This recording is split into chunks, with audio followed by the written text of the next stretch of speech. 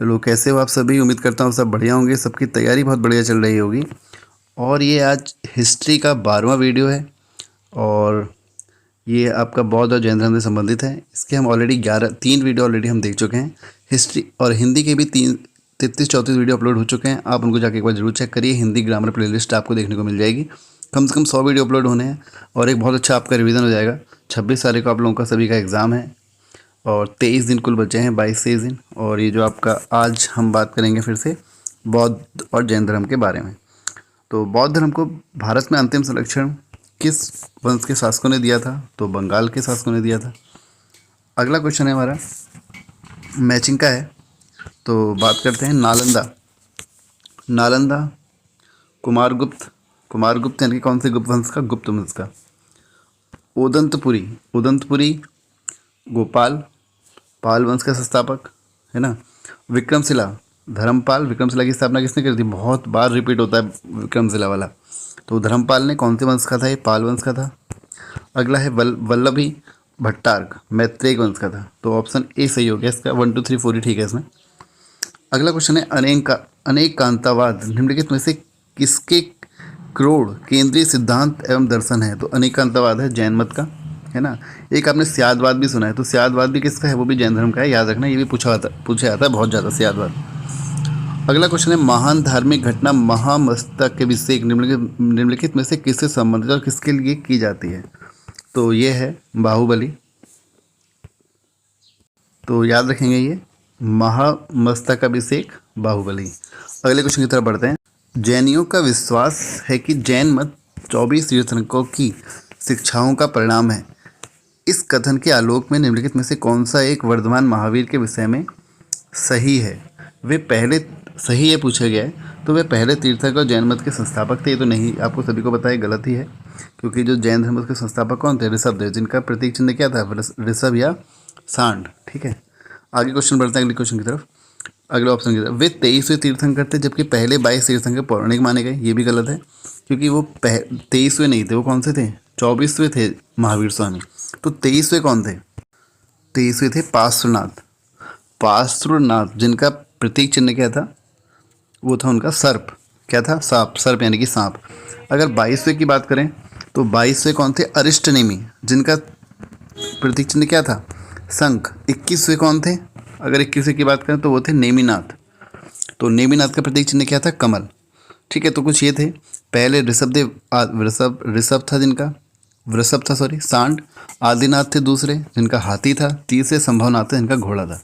और महावीर स्वामी जो कि 24वें थे, जिनका प्रतीक चिन्ह क्या था? सिंह, शेर। आगे बढ़ते हैं। वे अंतिम और 24वें तीर्थंकर थे जिसे इस नए धर्म का संस्थापक नहीं माना गया, बल्कि वर्तमान धार्मिक संप्रदाय का क्या माना गया? सुधार माना गया। ठीक है, तो ये सही है इसका। वे 24 तीर्थंकरों में से एक नहीं थे, तो ये तो गलत ही है, क्योंकि 24वें थे। वह आदतन बौद्ध साहित्य जो बुद्ध के विभिन्न जन्मों की कथाओं के विषय में है, क्या है वो? तो जातक। आपको बताया जातक में बौद्ध धर्म के क्या है? गौतम बुद्ध की जो कथाएं हैं उनके जन्म से संबंधित वो हैं। और जातक किसमें है? मैंने आपको बताया था। तो ये हमारा है विनय पिटक, सॉरी सुत्त पिटक में। सुत्त पिटक की रचना किसने करी? आनंद ने करी या उपारी ने करी?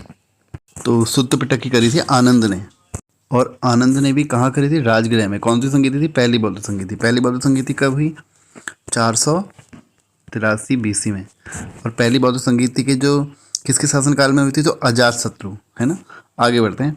जैन दर्शन के अनुसार सृष्टि की रचना एवं पालन पोषण क्या है? सार्वभौमिक सत्य से हुआ है। Option B. निम्नलिखित में से कौन सा बौद्ध पवित्र स्थल निरंजन नदी पर स्थित था? तो वो है बोधगया। Option A. अच्छा, लुम्बिनी का भी वर्तमान में जो नाम क्या है वो क्या क्या है? कोई मुझे बता सकता है? चलो मुझे कमेंट करके बताइएगा। जो लुम्बिनी है इसका वर्तमान नाम क्या है? गौतम बुद्ध का गुरु कौन था? तो गौतम बुद्ध के गुरु थे अलार कालम। ये हम पहले के वीडियो में भी देख चुके हैं। प्राचीन भारतीय इतिहास के संदर्भ में निम्नलिखित में से कौन सा बौद्ध धर्म और जैन धर्म दोनों में समान रूप से विद्यमान था? तो तप और भोग की अति का परिहार।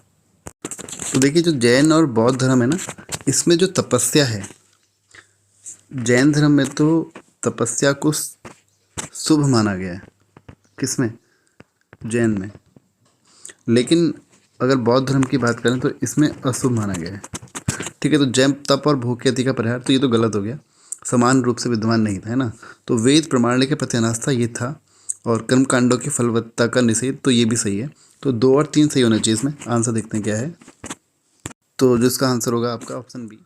अगला क्वेश्चन है हमारा, राजगृह, वैशाली और पाटलिपुत्र में निम्नलिखित में से कौन सी एक समानता है। तो कौन सी समानता है भाई, ये वे स्थान है जहाँ बौद्ध संगीति हुई थी। राजगृह में पहली हुई थी, वैशाली में दूसरी हुई थी, पाटलिपुत्र में तीसरी हुई थी। राजगृह के जब हुई थी तो किसके शासनकाल में हुई थी, तो वो आपको पता है अजातशत्रु, दूसरी कालाशोक, तीसरी अशोक फोर्थ को हुई थी कनिष्क के शासनकाल में। आगे बात करेंगे, बुद्ध ने अपने जीवन की अंतिम वर्षा ऋतु कहाँ बिताई थी। तो कुशीनगर में बिताई थी अंतिम वर्षा ऋतु, यानी कि फिर जो डेथ थी इनकी वो यहीं पे हुई थी, है ना।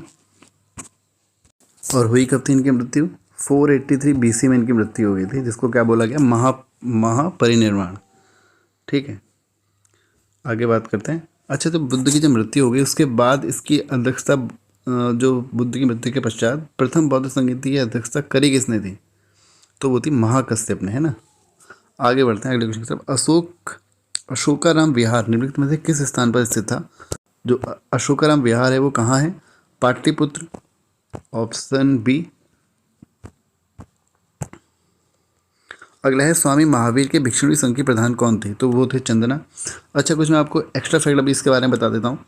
जैसे कि एक क्वेश्चन एग्जाम में ये पूछा गया कि धातु के सिक्के सर्वप्रथम कौन से काल में प्रकट हुए, तो सर्वप्रथम हमारे बौद्ध काल में प्रकट हुए थे धातु के सिक्के। और जो ये धर्म है, बौद्ध धर्म, ये पुनर्जन्म को मान्यता देता है, ठीक है ना। और एक क्वेश्चन और पूछा गया है जो कि है हमारा, भारत में उत्पन्न सबसे अंतिम बौद्ध ग्रंथ। तो जो सबसे अंतिम बौद्ध ग्रंथ है उसका नाम है, मैं बताता हूँ लिख के आपको, वामसात पाक्सिनी।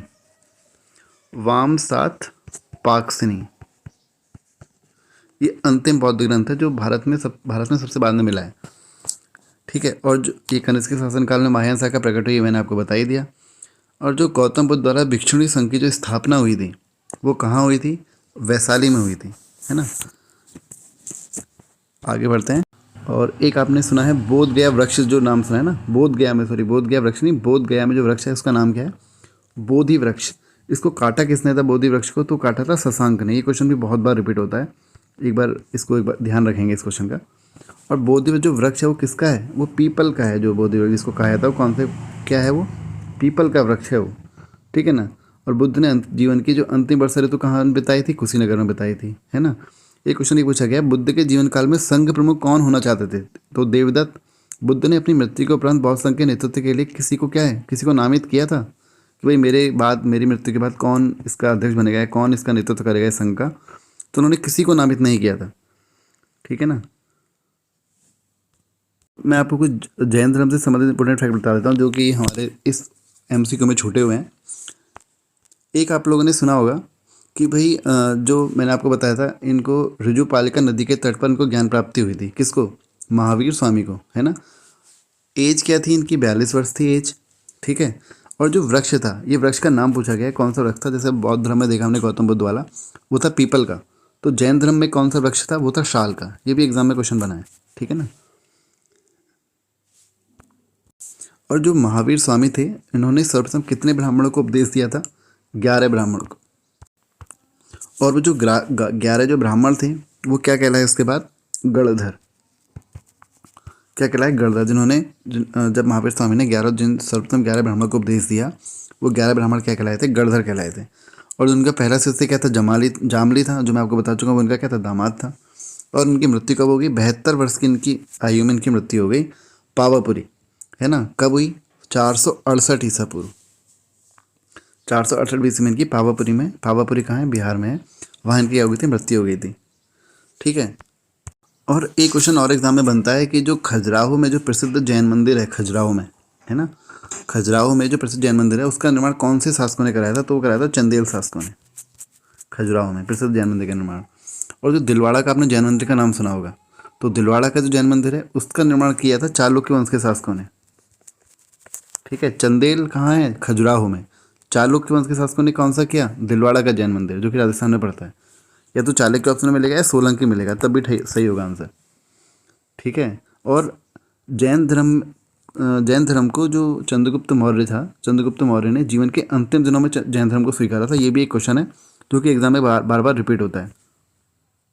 और अभी हमने देखा था कि स्यादवाद कौन से धर्म से संबंधित है, तो स्यादवाद हमने देखा कौन से है, जैन धर्म से है। लेकिन क्वेश्चन कभी कभार एग्जाम में ये पूछ लिया जाता है कि स्यादवाद कौन सा सिद्धांत है, तो वह है ज्ञान मीमांसी है। स्यादवाद कौन सा है, ज्ञान मीमांसी है।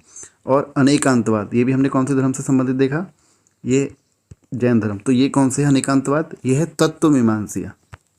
ऊपर वाला है स्यादवाद ज्ञान और अनेकांतवाद वाला है तत्व मीमांसिया। एग्जाम में बने हैं क्वेश्चन, मैं आपको इसलिए बता रहा हूँ। अगला हमारा आता है जैन संगीतियाँ। कितनी हुई है जैन संगीतियाँ, 2 हुई हैं जैन संगीतियाँ। जिस तरीके बौद्ध संगीति कितनी हुई थी, 4 हुई थी, लेकिन जैन संगीति कितनी हुई हैं, 2 हुई हैं, है ना। जैन संगीति कितनी हुई है, 2। पहली हुई थी 298 BC में, या कहीं कहीं आपको 300 भी देखने को मिलेगा। किसके टाइम पीरियड पर हुई थी, चंद्रगुप्त मौर्य के टाइम पीरियड पर हुई थी। ठीक है, कहाँ हुई थी, पाटलिपुत्र में हुई थी। ठीक है, और दूसरी की अगर हम बात करें तो दूसरी कहाँ हुई, ये हुई 512 ईस्वी में, 512 BC में। ठीक है ना, दूसरी। और जो स्थान था वो क्या था, वल्लभी, और ये कहाँ पड़ता है, गुजरात में पड़ता है। ठीक है ना। और जो इसके अध्यक्ष थे वो कौन थे, क्षमा ब्राह्मण करके थे, या कहीं आपको देवर्धि भी देखने को मिलेगा, देवर्धि। ठीक है ना। और पहले के अध्यक्ष कौन थे, स्थूल बुद्ध, जिन्होंने 100 से क्या था उसकी स्थापना करी थी, श्वेतांबर संप्रदाय की, है ना। दिगंबरी किसने करी, भद्रबाहु ने करी। तो ये कुछ इंपॉर्टेंट क्वेश्चन थे। और प्रथम जैन भिक्षुणी कौन थी, या तो वो यहाँ पे चंद्रना लिखा हुआ आएगा या चंपा लिखा हुआ आएगा ना, तब भी ठीक है। ठीक है ना। और एक क्वेश्चन और पूछा जाता है कि जो महावीर की मृत्यु के पश्चात ऐसा कौन सा गंधर्व था जो जीवित रहा था, तो उसका नाम था आर्य सुधर्मा। ठीक है, इससे बाहर बौद्ध और जैन धर्म से नहीं आने वाला। लास्ट को मैंने आपको पूरी समरी भी करवा दी है। तो वीडियो को लाइक करके चैनल को जरूर सब्सक्राइब करिएगा। मिलते हैं अगले वीडियो में अगले चैप्टर के साथ। Thank you.